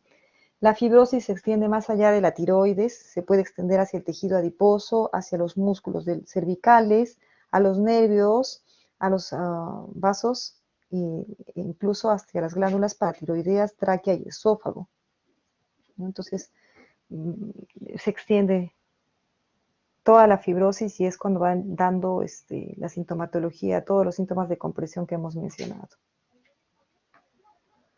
El diagnóstico pues es con el cuadro clínico que acabamos de describir. La función tiroidea ya hemos dicho que al inicio puede ser normal, pero que en estadios avanzados va a terminar en hipotiroidismo. La velocidad de sedimentación globular es normal, podría estar discretamente elevada, va a haber disminución de la paratormona, hipocalcemia, y los anticuerpos antitiroperoxidasa pueden estar positivos. En la ecografía lo que se va a observar es gran fibrosis, tejido fibroso. La glándula tiroidea se ve hipoecogénica, difusa y con poca vascularidad. La biopsia abierta, es decir, una biopsia en cuña, es el diagnóstico definitivo. No se puede hacer diagnóstico por punción, ¿no? Sino tiene que ser en cuña.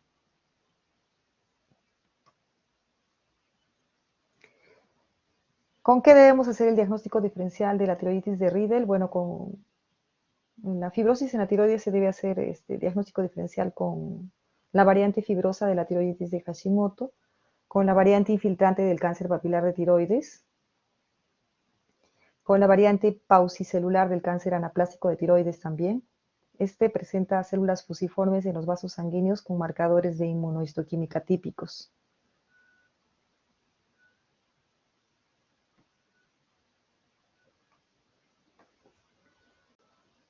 La tiroiditis de Riedel es lentamente progresiva y puede estabilizarse o retroceder espontáneamente. Tiene una mortalidad atribuida a la neumonía recurrente debido a que hay compresión de los bronquios y produce disnea. Entonces, es más la mortalidad atribuida a la complicación, es decir, a la neumonía recurrente, ¿no? Si es que hubieran síntomas compresivos intensos, la descompresión quirúrgica es el tratamiento de elección. Si existe hipotiroidismo, hay que dar tratamiento sustitutivo con levotiroxina. En realidad es una enfermedad muy, muy rara. Yo particularmente no he visto una tiroiditis de Riedel. No existen ensayos clínicos sobre la eficacia del tratamiento médico para esta tiroiditis, por ser justamente muy rara, ¿no? Pero hay algunos estudios que han mostrado que la administración de glucocorticoides o de tamoxifeno o de inhibidores tirosinquinasa tipo rituximab podrían mejorar el pronóstico de esta enfermedad. También se reporta la radioterapia en casos refractarios, pero pues al ser una enfermedad muy, muy rara, en realidad son prácticamente basados en casos únicos, ¿no? Y cómo ha ido la evolución dando glucocorticoides o dando rituximab o haciendo radioterapia, ¿no? Lo único que tendríamos claro frente a esto sería que en la fase de hipotiroidismo hay que dar hormona tiroidea, pero pues tiene un pronóstico reservado.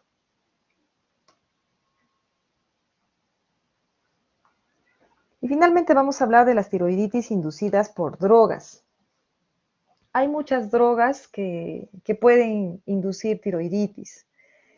Cuando se trata las infecciones por el virus de la hepatitis B, se puede utilizar el interferón alfa y su uso después de 3 meses de tratamiento puede generar una tiroiditis. El 5 a 15% de los pacientes va a desarrollar anticuerpos antitiroideos de novo. Es decir, antes del uso del interferón tenían anticuerpos negativos y un 5 a 15% de los pacientes posterior al uso del interferón alfa pueden empezar a presentar anticuerpos antitiroideos. El 5 al 10% desarrollan tiroiditis silente, tiroiditis de Hashimoto o también enfermedad de Graves. Con el uso de la interleuquina 2, que se utiliza en leucemias básicamente y en metástasis, un 2% de los casos puede desarrollar tiroiditis silente también, ¿no? Existe un medicamento que se llama difitoxina denileuquina que se utiliza en el tratamiento de la micosis fungoide y otras enfermedades de las células T, y su uso está asociado al desarrollo de hipertiroidismo en relación también a tiroiditis silente. El uso de inhibidores de tirosinquinasa en el tratamiento de carcinoma de células renales, de tumores del estroma gastrointestinal. Últimamente también se utiliza en cáncer de tiroides refractario al radioyodo, en cáncer diferenciado refractario al radioyodo. También puede producir disfunción tiroidea. Se produce una elevación de la TSH, pero sin repercusión clínica. Y esto es importante saberlo, porque si vamos a utilizar inhibidores de tirosinquinasa, que hoy en día se ha hecho más frecuente su uso por los distintos beneficios que pueden tener en el manejo de tumores, pues hay que tener de base un estudio de la función tiroidea para saber si ya el paciente previo al uso de los inhibidores de tirosinquinasa ya tenía una disfunción tiroidea o ha sido inducida por los inhibidores, por los ITK, ¿no? Existen drogas más modernas que se utilizan en el manejo del cáncer, como son los inhibidores de los puntos de control inmunitario. Estos medicamentos son de una generación nueva, sobre todo está representado por el nivolumab, que es un anti-PD1 que se usa en el tratamiento del melanoma. Entonces, este medicamento produce una tiroiditis no dolorosa con una fase transitoria de tirotoxicosis que inicia 4 semanas post primera administración del medicamento y remite en 4 semanas. Entonces, puede seguirse de hipotiroidismo en algunos pacientes El mecanismo de esta tiroiditis es porque reduce la tolerancia inmune aún en tejido tiroideo normal. Lo que va a hacer es bloquear esta proteína PDL1 que se expresa en la célula tiroidea, ¿no? Y con eso reduce la tolerancia inmune. No solo en el tejido canceroso, sino en el tejido tiroideo también. Entonces, ahí es cuando este bloqueo del PDL1, este bloqueo del PD1 permite que la célula T destruya la célula tumoral, pero también la célula tiroidea.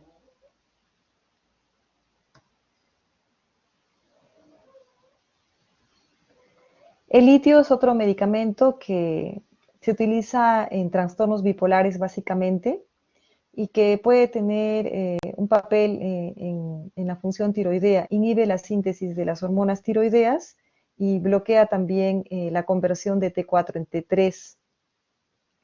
Entonces, antes de su uso es imprescindible medir las pruebas de función tiroidea y los anticuerpos antitiroideos, justamente para efectos del seguimiento posterior al inicio del tratamiento. En casos con normofunción y autoinmunidad negativa, es decir, TSH, T4 libre normales y anticuerpos antitiroideos negativos, hay que reevaluar la función tiroidea 6 meses después y 12 meses después de iniciar el tratamiento con litio. Puede condicionar 3 situaciones. El bocio, en primer lugar. 50% van a presentar, 50% de pacientes que utilizan litio pueden presentar bocio, generalmente difuso, de aparición en los 2 primeros años de tratamiento. Entonces, ya sabiendo esto, pacientes que tengan antecedente de trastorno bipolar que estén en tratamiento con litio, pues hay que ir chequeando si están con bocio o no.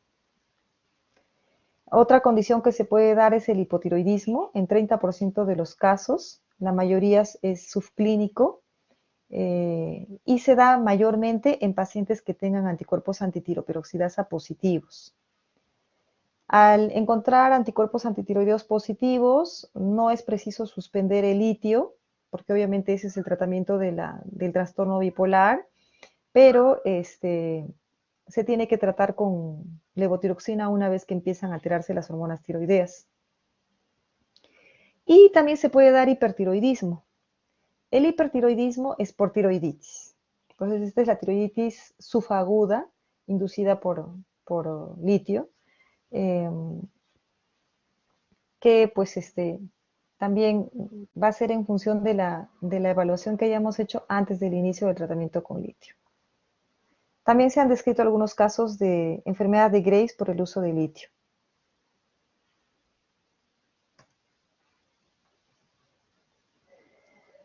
La amiodarona es otro medicamento que puede inducir tiroiditis. La amiodarona es ampliamente utilizado en el tratamiento de las taquiarritmias. No tiene un efecto directo bloqueando la conversión de T4 en T3. También induce la lisis de las células foliculares. Entonces, esto se va a llamar tirotoxicosis inducida por amiodarona y se presenta hasta en 10% de pacientes tratados con amiodarona.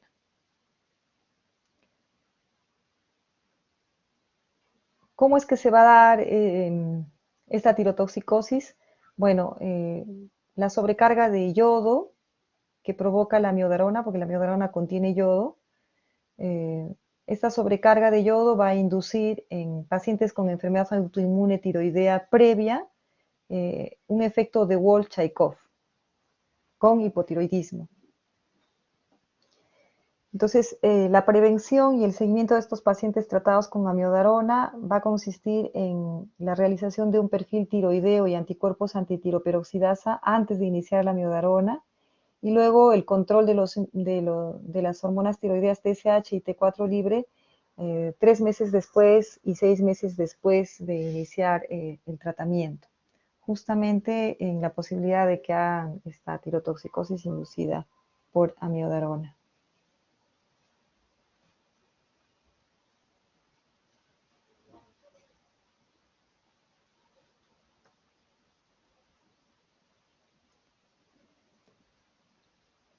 La tiroiditis inducida por amiodarona puede ser de tipo 1, de tipo 2, pero también la amiodarona puede producir hipotiroidismo.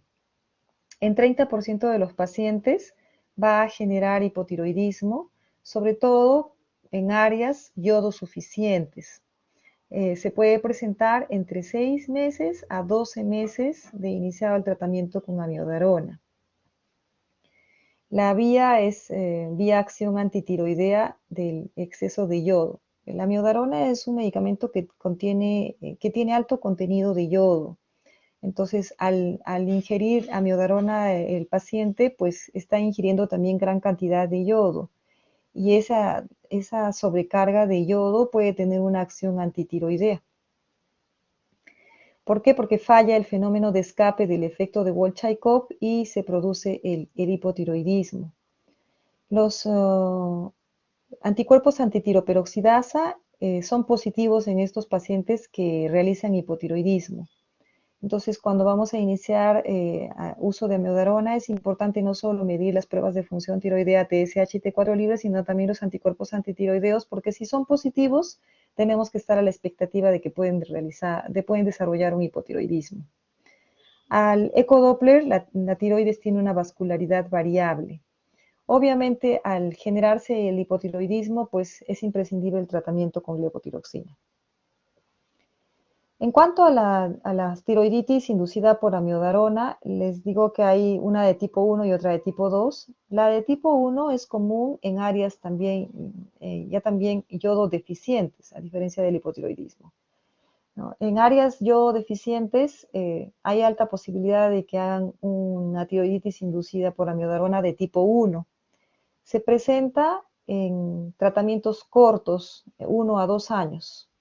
O sea, dentro de los 2 primeros años de tratamiento con la amiodarona ya se puede dar este TIA de tipo 1. Aumenta la síntesis de las hormonas tiroideas por incremento del sustrato. Este es el efecto de Jod-Basedow, ¿no? Estamos hablando de estos fenómenos que hemos estudiado en fisiología. Vean que el Jod-Basedow tiene que ver con la sobrecarga de yodo en la tiroides que genera un aumento de la síntesis de hormona tiroidea, a diferencia del hipotiroidismo en el que ya también falla el fenómeno de escape del efecto de Bolshakov, que es el que evita que se interrumpa la síntesis de hormona tiroidea para no pasar al hipotiroidismo, ¿no? Entonces, ese fenómeno de escape de Bolshakov hace que la tiroides recupere su función, si están recordando en este momento fisiología. Entonces, falla ese fenómeno de escape y se produce hipotiroidismo. En cambio, en el TIA1 es común en áreas yodo deficientes. Entonces, la sobrecarga de yodo va a generar mayor síntesis de hormona tiroidea y se incrementa la hormona tiroidea por este fenómeno de Jod-Basedow. Generalmente hay un bocio multinodular preexistente, ¿no?, para que se dé esta tiroiditis de tipo 1. Los anticuerpos antitiroperoxidasa también pueden estar positivos y al ecodoppler la vascularidad de la tiroides está incrementada.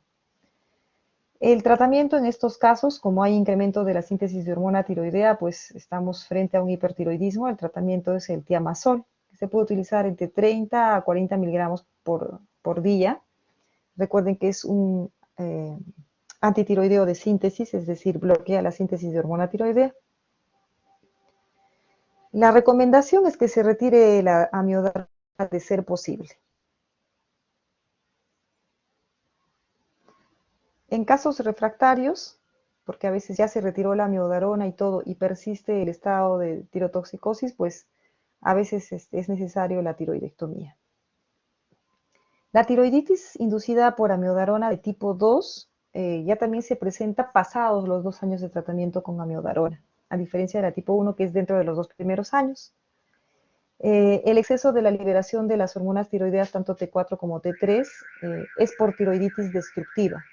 Recuerden que en el tipo 1 es por aumento de la síntesis de hormona tiroidea, en el tipo 2 es por liberación, porque hay tiroiditis destructiva, por efecto tóxico directo de la amiodarona en la célula tiroidea.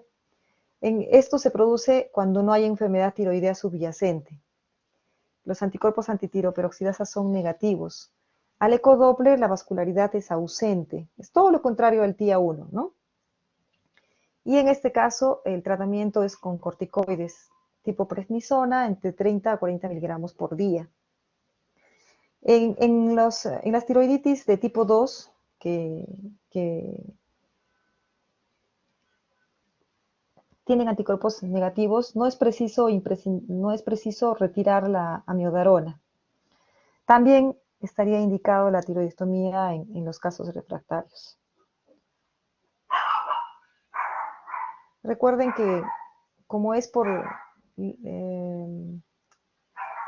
destrucción de los folículos tiroideos, la liberación de hormona tiroidea, lo que produce el aumento de las hormonas tiroideas, pues eso es transitorio y no amerita que utilicemos antitiroideos de síntesis. En cambio, en la tiroiditis de tipo 1 hay un proceso de incremento de la síntesis de hormonas tiroideas porque con el yodo de la miodarona está fabricándose más hormona tiroidea. Entonces, en esos casos sí se recomienda utilizar tiamazol, ¿no?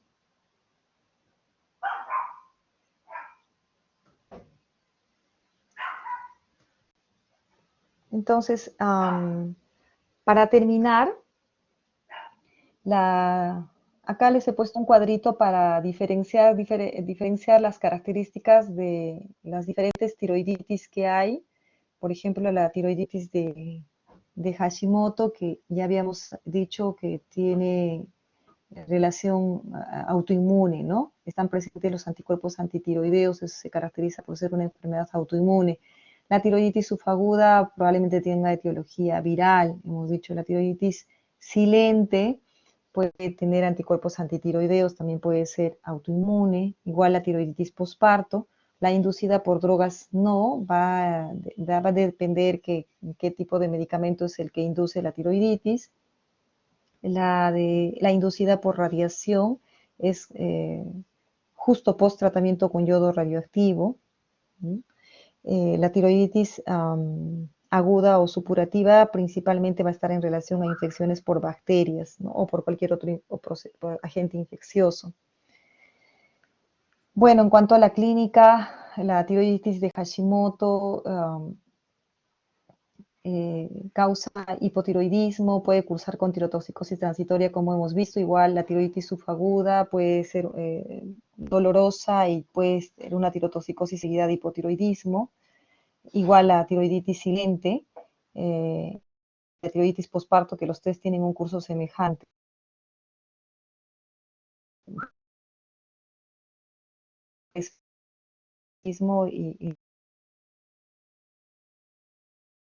Y recuperación de la función.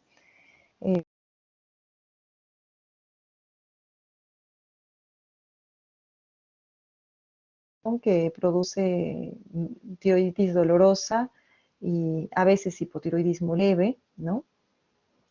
Y bueno, vamos a ver que la duración y resolución también es variable para cada una de estas tiroiditis. En el caso de la tiroiditis de Hashimoto, generalmente es permanente, el paciente se queda hipotiroideo de por vida.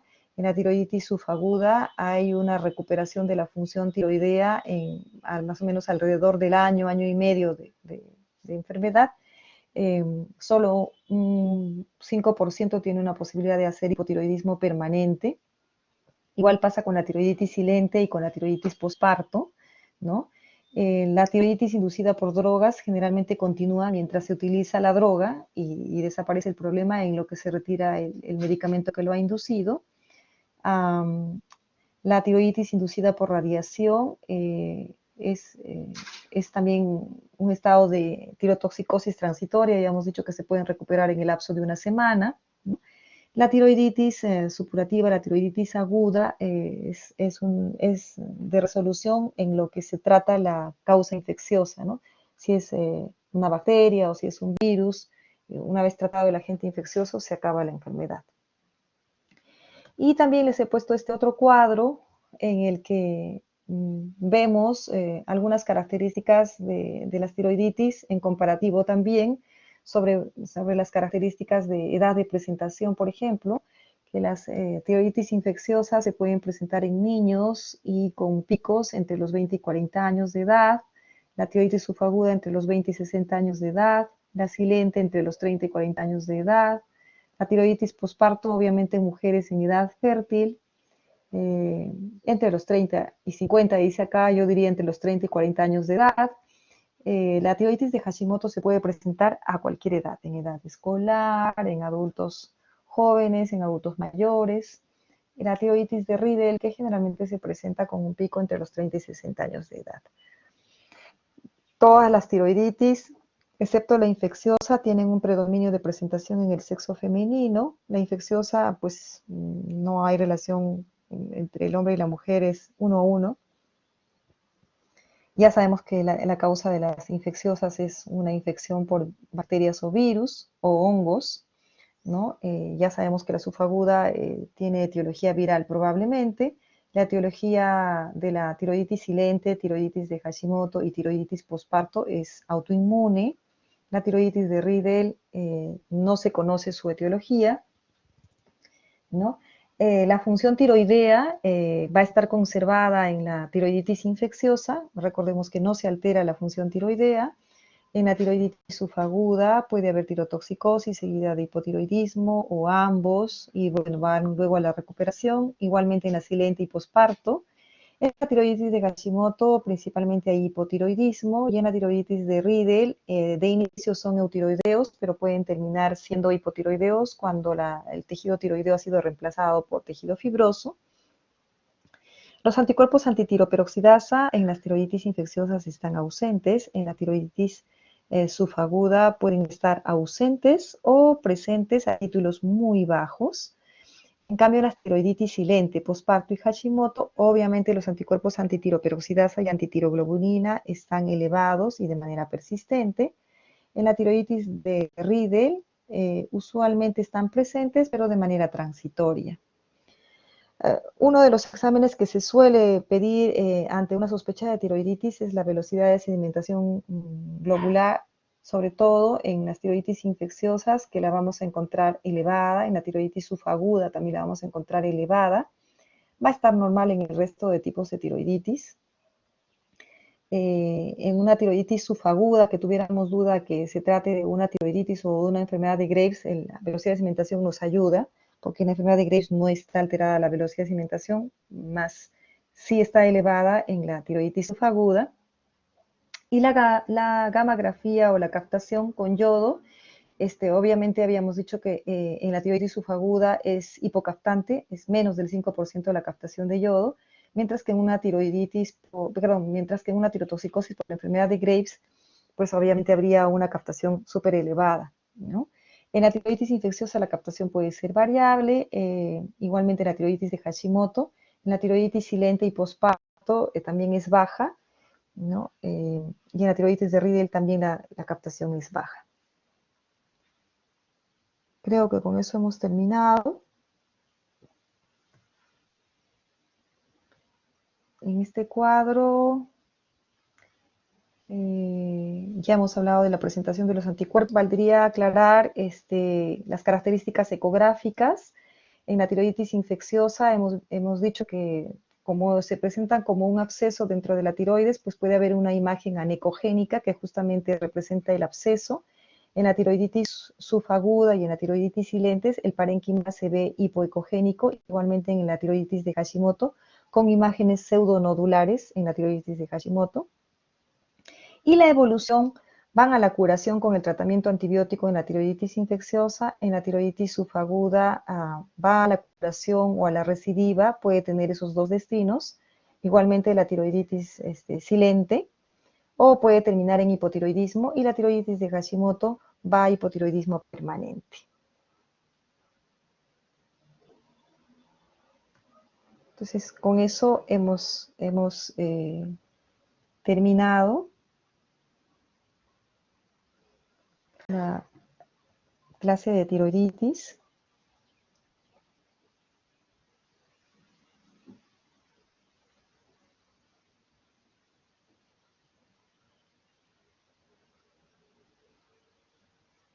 Si tienen algún comentario o pregunta.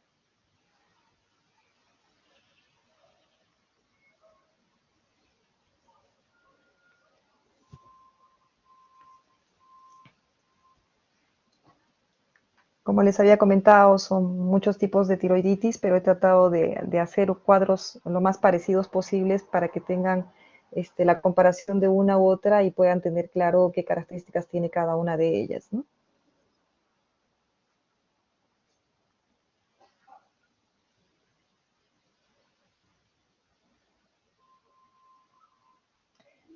Muy bien. Entonces, como no hay preguntas, doy por terminada la clase. Hasta la próxima oportunidad en que nos veamos en otro tema. Doctora, Gracias disculpe, por no se vuestra olvide atención. cortar la grabación. Sí, sí, sí. Gracias. Gracias por vuestra atención.